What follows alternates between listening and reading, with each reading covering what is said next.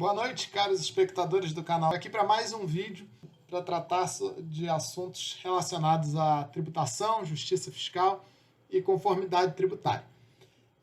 No vídeo de hoje, eu quero falar com vocês um pouco sobre as propostas de reforma tributária no que diz respeito a esse novo tributo que estão chamando ora de IBS, ora de CBS, já teve outros nomes como IVA, e os amantes da língua inglesa costumam chamar de VAT. Essa é uma das principais discussões no âmbito da reforma tributária, que está em debate no Congresso Nacional. Já passou por algumas modificações, já não está se discutindo exatamente aquilo que tinha sido proposto inicialmente, mas continua sendo um dos grandes temas aí de discussão da reforma tributária. Então, eu quero conversar um pouquinho com vocês sobre esse tributo, essa proposta de tributo, o que ele de fato representa, quais são as vantagens, quais são as desvantagens desse tributo aí no nosso cenário. Então, vamos lá. Primeiro de tudo, assim, vocês já ouviram falar em ICMS, IPI, IOF, ISS? O que esses tributos têm em comum? Bom, todos eles têm esse I na frente, indica que são impostos, né? Mas em comum eles têm o fato de estarem numa classificação de tributos que nós que estudamos técnica de tributação chamamos de tributos sobre produção, circulação e consumo de riqueza. Tá?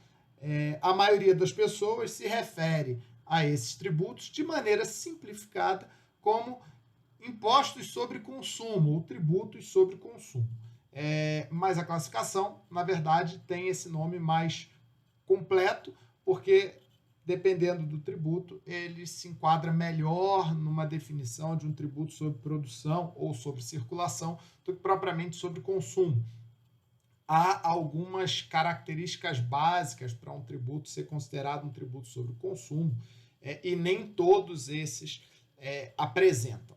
Então, por isso, o nome do conjunto é um pouco maior, é um pouco mais amplo, mas, de toda forma, a maioria das pessoas conhece esses tributos como tributos sobre consumo. E quem tem curiosidade, quem procura se aprofundar nesse tema, logo vai descobrir que essa é a categoria de tributos mais criticada pelas pessoas que procuram analisar a justiça de um sistema tributário. Por que disso? A crítica que se faz aos tributos sobre o consumo tem relação com o que eu tratei no vídeo anterior, que é o fenômeno da capacidade contributiva ou das técnicas de tributação progressiva. O que isso quer dizer? Como nós vimos, a capacidade contributiva é aquela ideia que a pessoa deve pagar tributo conforme a sua capacidade econômica. Você não deve cobrar tributo que é uma atividade, uma transferência de riqueza da sociedade para os cofres públicos. Você não deve cobrar de quem não tem riqueza. Então, a ideia básica de capacidade contributiva é que essa transferência da sociedade para os cofres públicos deve incidir sobre aqueles que manifestam maior riqueza. E ela deve ser tanto maior quanto maior for a riqueza manifestada. Então, a crítica que se faz aos tributos sobre consumo é que todos eles têm como característica não olhar para a pessoa do contribuinte, não olhar para quem está pagando o tributo, quem está suportando de fato aquele tributo. Na maioria dos tributos sobre consumo, quem suporta o peso do tributo é o consumidor, porque aquele tributo, mesmo quando não é o consumidor que recolhe lá o documento de arrecadação, o valor daquele tributo já está considerado ali no preço do produto, porque quem vende o produto sabe que vai ter que recolher, de acordo com o preço, um determinado percentual, e aí embute, aumenta o preço o suficiente para compensar aquele tributo. Quem é profissional liberal geralmente tem habitualidade com essa conta. A ideia de que você vai emitir um recibo, uma nota fiscal, e sobre esse valor vai incidir um tributo. Então você precisa emitir a nota fiscal sobre com um valor um pouquinho maior do que você consideraria necessário para você, como remuneração do seu trabalho, porque você sabe que uma parte daquele valor vai ter que ser recolhida para os cofres públicos. Então, esses tributos, eles são considerados injustos. Por quê? Porque eles não olham para a pessoa que está, de fato, pagando o tributo, aquele que está suportando o peso do tributo. Eles quase sempre têm alíquotas ou uniformes ou de acordo com o tipo de produto. Então, vou dar um exemplo. No caso do IPI, se você está vendendo sucata, você não paga IPI. Se você está vendendo barras de aço, você paga IPI. Então, isso daí indica que o tributo ele olha para a coisa, ele não olha para quem está comprando. Não importa se quem está comprando a sucata ou a barra de aço é uma empresa pequena ou uma empresa grande. Se parte do pressuposto que se está comprando aço, tem capacidade. Se está comprando sucata, não tem capacidade. Isso é uma relação que não tem muita razão de ser, se a gente parar para analisar. Esse talvez não tenha sido o melhor exemplo, mas dá para ter uma ideia boa de por que esses tributos são considerados injustos. Eles são considerados injustos porque o peso do tributo é calculado olhando para o produto e não para quem paga o tributo. E aí, por isso, vocês já podem ter visto em alguns jornais ou em outras palestras, em outros sites, críticas ao sistema tributário brasileiro, porque o sistema tributário brasileiro incide demais sobre o consumo. A maior parte, ou uma parte significativa da tributação no Brasil, ou seja, de tudo que entra no cofre, do Estado, vem de tributos desse tipo, que não olham para quem está pagando e, consequentemente, tendem a ser menos justos. Uma outra abordagem que se faz desses tributos é que o consumo, por mais rica que seja uma pessoa, o consumo em vários itens, em várias categorias, é mais ou menos equivalente. Vamos pegar aqui uma situação. A quantidade de feijão ou de carne que uma pessoa vai conseguir consumir durante um mês não depende tanto de se ela é rica ou pobre. É claro que se o cara for muito pobre, ele não vai ter dinheiro para comprar, mas eu estou considerando assim, entre pessoas que têm dinheiro para comprar, a quantidade em si que um rico consome de carne e um pobre consome de carne é mais ou menos semelhante, porque ninguém vai ficar, senão todo rico seria necessariamente mais gordo, porque ele comeria mais. Isso não ocorre. O consumo das pessoas não é diretamente proporcional à renda delas. Existe um limite. Lógico que para cada tipo de produto, esse limite vai ser maior ou menor. Tem coisas que um rico consome mais do que um pobre, tem coisas que só o rico consome, mas não importa qual seja o produto, sempre há um limite. Há uma piadinha que uma certa rainha tinha não sei quantos mil pares de sapato. E aí esse exemplo às vezes é utilizado para dizer que, olha, ela não tinha limites no consumo de sapatos dela. Mas a verdade é que não faz sentido para a maioria das pessoas ter 3.000, 5.000 pares de sapato. Por mais que você tenha dinheiro para comprar 5.000 Nike, Air, enfim. Você não vai comprar 5.000 pares, porque você não é uma centopeia. Então, o que acontece?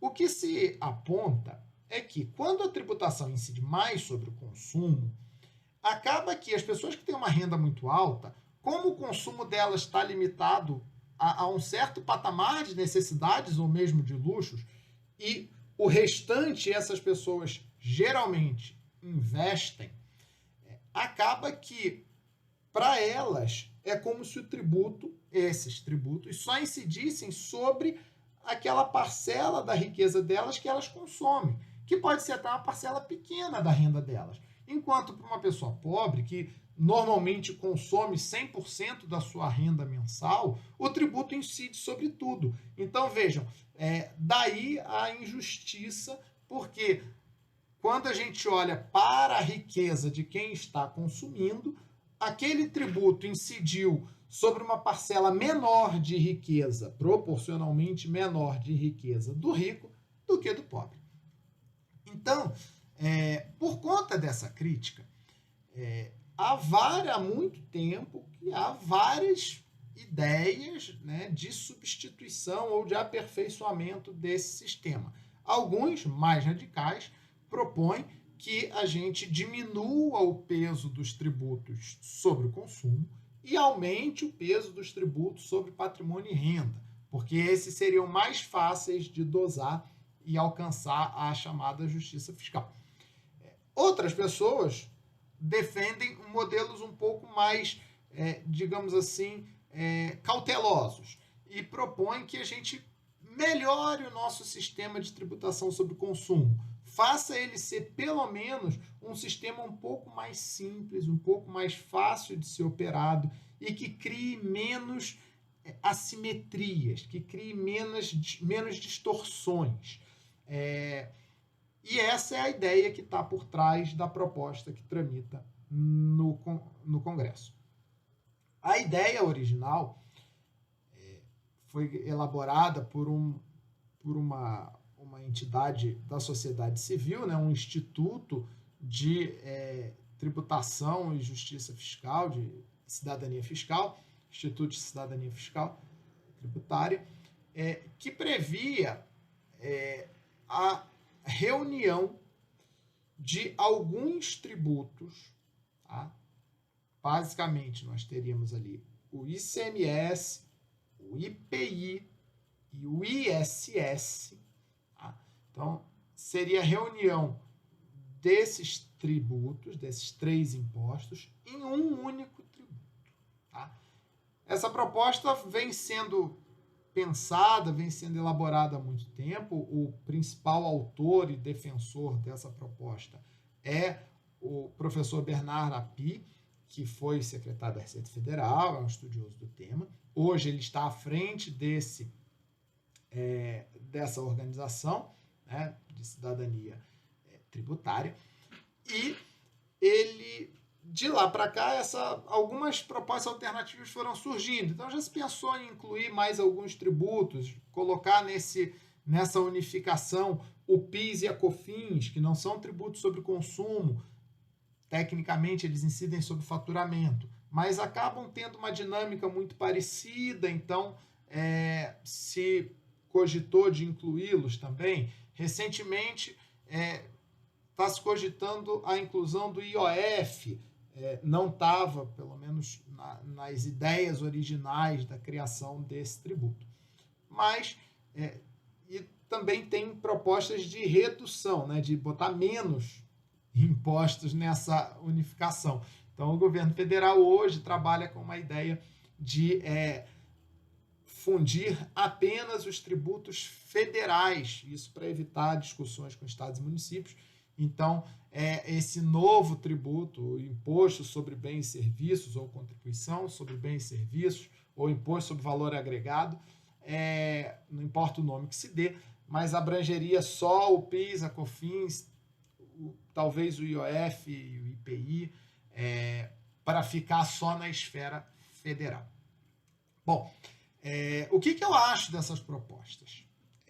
Eu gosto bastante. Né? De fato, nós temos alguns tributos que são muito complexos, muito difíceis de operacionalizar, mesmo pessoas que têm experiência, que são da área do direito tributário ou da contabilidade tributária, têm dificuldade de administrar certos tributos.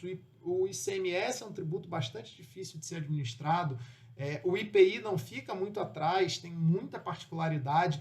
Então, em princípio, eu vejo com bons olhos essas propostas de unificação e de simplificação. E não basta você unificar o tributo, você precisa torná-lo também fácil de operar. Torná-lo fácil de operar implica algumas escolhas que não são tão fáceis assim, porque é lógico que é bastante simples do ponto de vista teórico você pegar 2 ou 3 tributos, ainda mais se eles são todos federais, e unificar. Não é difícil de fazer isso, né?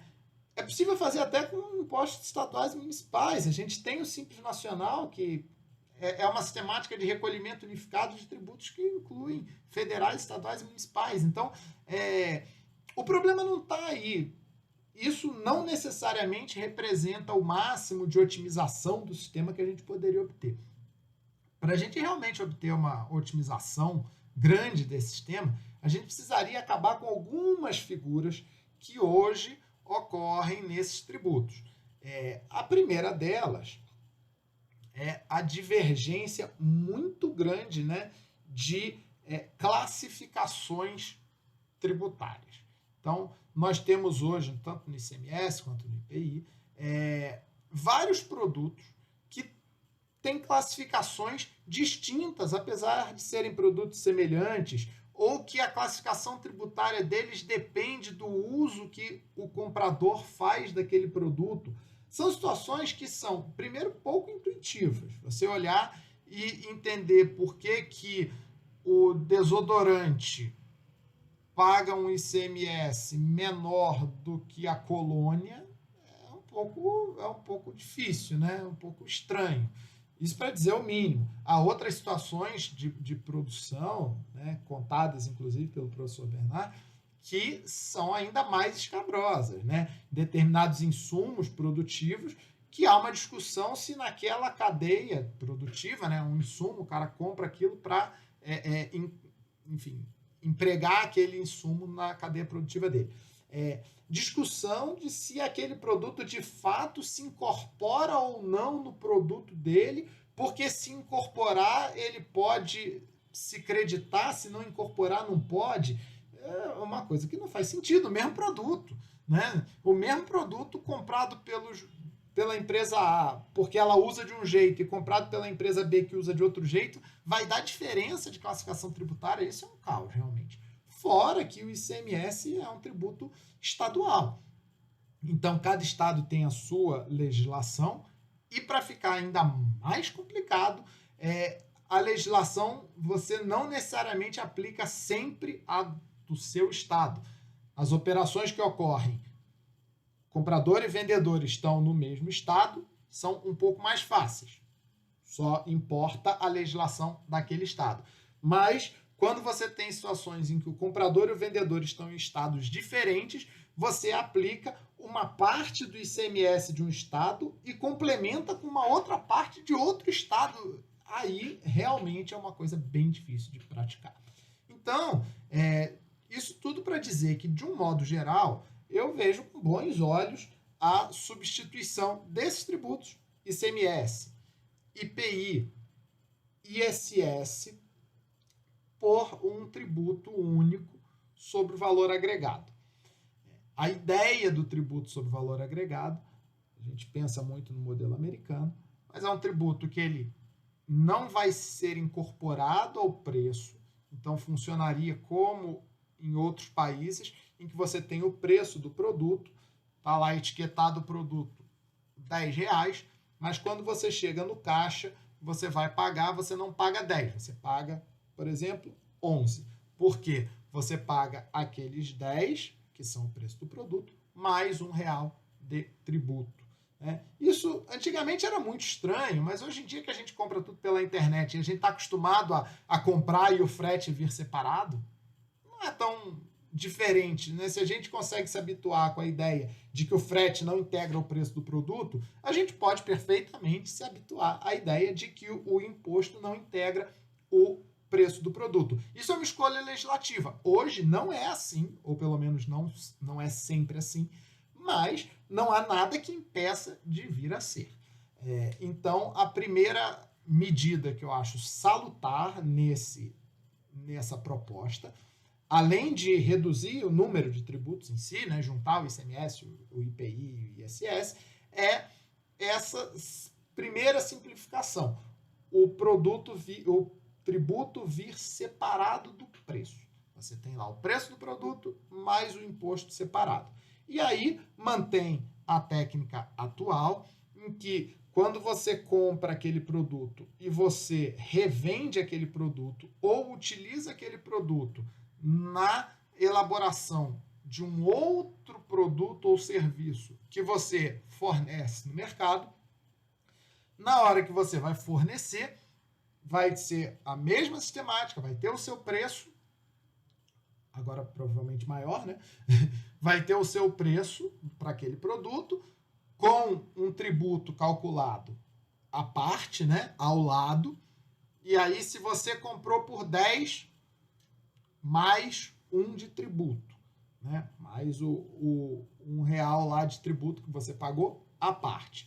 E você vai vender por 15, você teria que vender por 15 mais 1,5 de tributo à parte. É isso? O que acontece? Você compensa uma coisa, uma operação com a outra, você vai cobrar lá do seu cliente os seus R$16,50, 15 mais 1,5, né? Mas você só vai recolher para o Estado, só vai recolher para os cofres públicos 50 centavos, porque aquele era 1,50 de tributo, mais um você já pagou quando você comprou o produto no seu fornecedor. Então, essa é a sistemática da não cumulatividade. Eu expliquei de uma forma bem simples, só para se entender que esse é um dos elementos que caracteriza aí esse tipo de tributação. Então, nós teríamos um tributo unificado, nós teríamos um tributo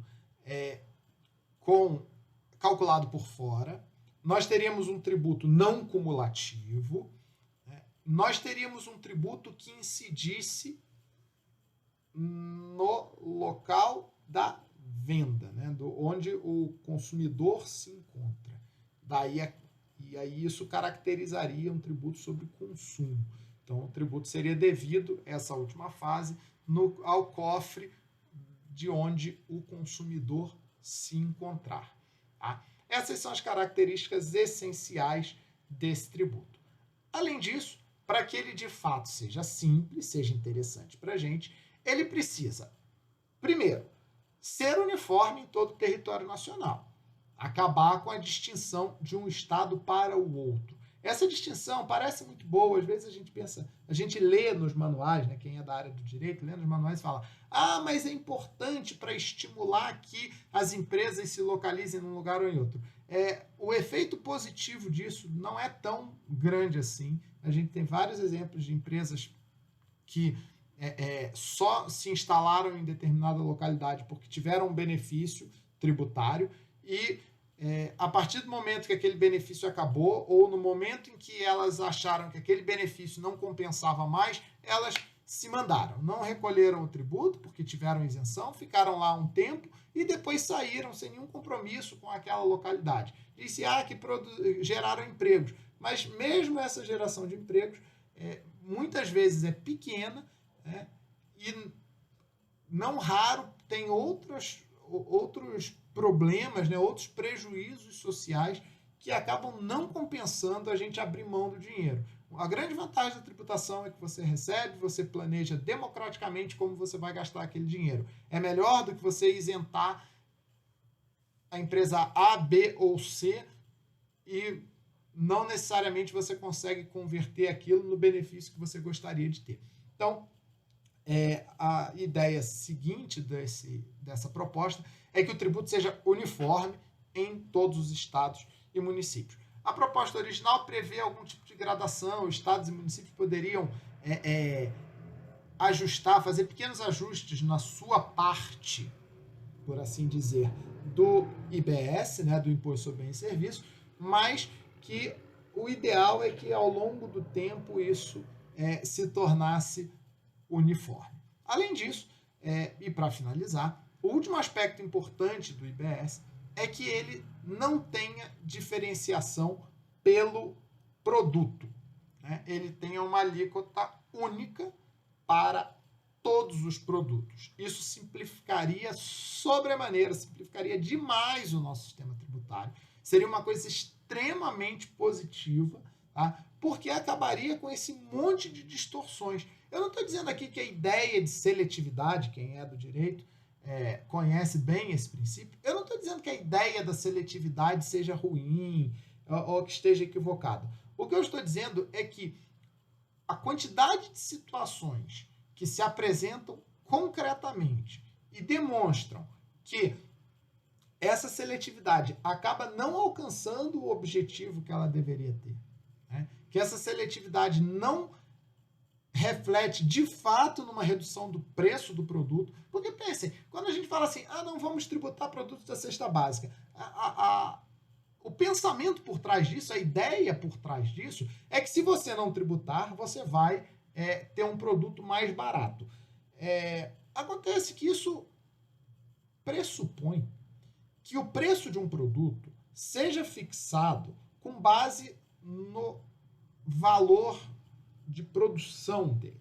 Ou seja, que quando eu vou colocar um produto no mercado e quando eu vou decidir qual é o preço desse produto, eu pego lá os meus custos todos, né? Matéria-prima, mão de obra, demais custos operacionais da empresa e tal. Eu somo todos esses custos, vai me dar o custo unitário, né? Divido pelo número de produtos que eu produzo, que eu fabrico, vai me dar o custo unitário, aí eu calculo uma margem de lucro de quanto eu acho que é certo eu ganhar sobre aquele produto, então eu boto lá, sei lá, a margem de lucro de 30%, e aí eu vou ter então o preço do produto antes dos tributos. Se o tributo for por fora, ok, eu somo o tributo e ponho o produto no mercado. Se o produto for por dentro, eu aumento o preço do produto para compensar o que eu vou gastar com o tributo. O tributo passa a ser um custo meu, e aí eu aumento o preço do produto para compensar esse custo.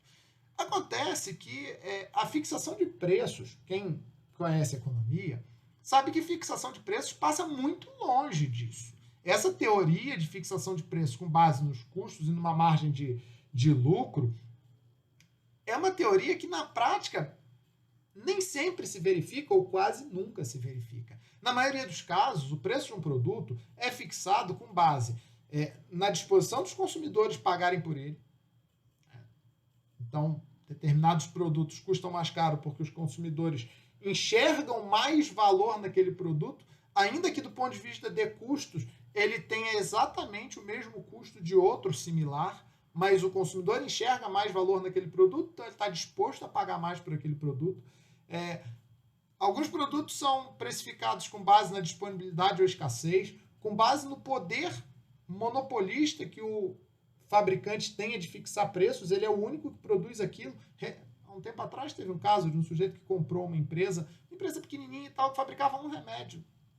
E ela fabricava e vendia por um preço ok, dentro daquela planilha de custos que eu comentei. Só que o cara viu que ela era a única empresa que fabricava aquele troço. Então o que ele fez? Ele foi lá comprar a empresa e aumentou o preço do produto em 2.000%. Era um remédio essencial para pessoas com uma determinada doença, então teve uma super comoção na internet, porque o cara estava se beneficiando do fato de ser o único remédio para aquela doença e resolveu cobrar 10 vezes mais do que cobrava-se antes.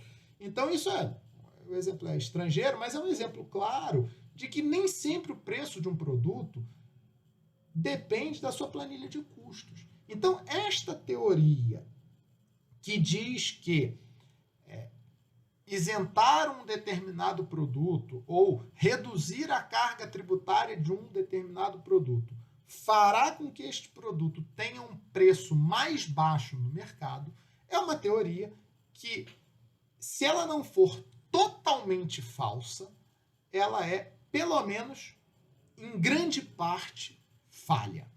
Então, a ideia original do IBS prevê acabar com essa distinção de alíquotas. Todos os produtos pagariam a mesma alíquota, o que, como eu disse, simplificaria muito o nosso sistema tributário.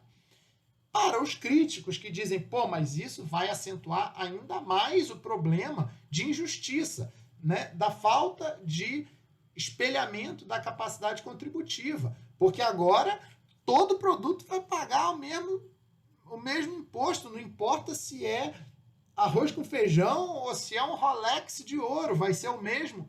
Realmente você vai ter aí uma situação de injustiça fiscal. Por isso que o ideal é que, mesmo com toda essa reforma, a gente pense em moderar o peso deste novo tributo, que é um tributo sobre consumo. Então a gente pense em moderar o peso desse tributo e aumentar o preço dos tributos sobre patrimônio e renda. Porém, se mesmo assim as pessoas acharem que a proposta não satisfaz porque ela onera produtos essenciais, A ideia original do professor Bernardi é instituir um sistema de devolução do tributo. Para quem é paulista, muito fácil de entender. É a nota paulista. Né? Em São Paulo, existe um mecanismo em que o consumidor se cadastra no site do governo do estado de São Paulo e ele recebe de volta uma parte do ICMS dos produtos que ele compra. O objetivo do estado de São Paulo, ao fazer isso, é estimular as pessoas a pedirem nota fiscal e, consequentemente, aumentar a arrecadação, porque diminui a sonegação. Pois bem, a ideia do professor Bernard é que você institua um mecanismo como esse de devolução de uma parcela do tributo para todo mundo. E aí, você realizaria a seletividade, não a seletividade, mas você realizaria a progressividade desse tributo, não na alíquota de incidência, mas na alíquota de devolução. Como é que isso funciona? Em vez de você dizer que para o arroz a alíquota vai ser 1, para o desodorante a alíquota vai ser 2, para o celular a alíquota vai ser 5 e para o Rolex de ouro a alíquota vai ser 20, você fala o seguinte, olha, vai ser tudo alíquota 5, ou 6, ou 7. E aí você fala o seguinte, porém, quando você for pedir a restituição do tributo que foi recolhido, você vai receber uma restituição inversamente proporcional à sua renda. O professor Bernard sugere até que essa restituição seja paga ou agregada ao Bolsa Família, e aí somente as famílias de baixa renda teriam acesso a essa restituição, você garantiria que só eles seriam beneficiados pela restituição, ou então você pode até pagar para todo mundo dentro de uma proposta, né, como a do senador Suplicy, de renda mínima universal, mas você todo mundo tem a sua renda cadastrada, né, ou declara a sua renda ao final do ano, lá no imposto de renda, e aí, de acordo com a sua faixa de renda, você tem direito a uma restituição maior ou menor do ICMS. Então, uma pessoa muito pobre restituiria, sei lá, 90% do ICMS que ela pagou, uma pessoa mais ou menos restituiria 60%, uma um pouco mais rica restituiria 30%, e uma muito rica restituiria 10% do ICMS que ela pagou. A ideia é você criar alíquotas não para incidência, mas para restituição. Ela vai falar, bom, interessante, mas fugiu completamente da seletividade, né? Porque agora você não está mais olhando para se o produto é essencial ou não, se o produto é útil ou não, você está olhando, né, com o microscópio ali diretamente para a capacidade contributiva. Quem é mais rico tem restituição menor, quem é mais pobre tem restituição maior. E não existe seletividade? Não. A ideia por trás desse modelo é que uma pessoa que tem uma renda muito baixa, naturalmente, sem que eu precise dizer para ela que ela tem que comprar A, B ou C, sem que eu imponha a ela comprar em determinado lugar ou determinada coisa, naturalmente, ela vai comprar e comprometer a maior parte da renda dela com produtos essenciais. Porque se a pessoa é muito pobre, ela não vai começar comprando o Rolex de ouro e depois passar fome. Pelo menos não é o que normalmente a gente verifica. Então, você pode pressupor que uma pessoa que tem renda baixa, todo o consumo dela, ou quase todo, foi de produtos essenciais. Por isso que é razoável que, para ela, você restitua 100% do ICMS. Você está imaginando o quê? Ela consumiu com cesta básica. O outro, que é um pouco mais rico, você já calcula que uma parte do consumo dele teve ali um luxo, teve ali alguma coisa que era supérflua, que não era necessário. Por isso, você vai restituir um pouco menos, porque você não vai devolver para ele aquela parte que você imagina que está ligada aí ao supérfluo. E o cara que é muito, muito rico, se ele consumir toda a renda dele, milionária, no mês, você estima que ele esteja consumindo com itens de alto luxo, porque, como eu disse, não é possível que ele esteja comendo sozinho 5 toneladas de feijão. Então, você não vai devolver para ele todo o ICMS que ele, todo o IBS, né, se a proposta for aprovada, todo o IBS que ele recolheu. Então, pessoal, essa é a ideia geral por trás da proposta de substituição de alguns tributos que incidem sobre produção, circulação e consumo por outro unificado que tenha essas características que eu apontei nesse vídeo. Ser calculado por fora, ser uniforme ou o mais uniforme possível em todo o território nacional, ser não cumulativo, ter alíquota única para todos os produtos e ter um sistema de devolução conforme a capacidade contributiva do consumidor. Além disso, como eu falei, incidir no local em que o consumo ocorre.